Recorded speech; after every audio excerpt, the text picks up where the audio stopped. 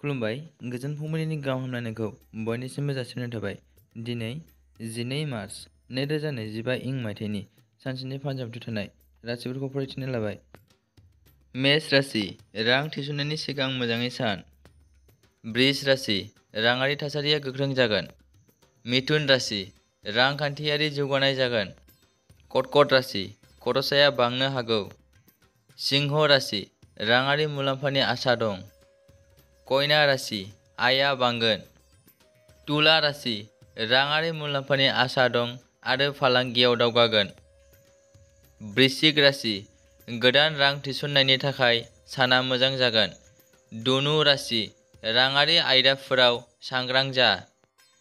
मकर राशि हरखाबै राङारि मुलाम्फा जानो हागौ। कुम्भ राशि आयनि गोदान फुंखा मोननो हागौ। मीन राशि फालांगियाव सानखांथि खालामनाय खामानिया आबुं जागोन। दिनैनि राशिफोरनि एसेनोसै। बेजों लोगोसेयैनो बुहुमनि साफ्रोमबो सुबुंफोरनि थाखाय दिनैनि साना गाहामैनो बारलांनो थाखाय आनान गसाइनाव आरज गाबनाय थाबाय। गोजोन्थों।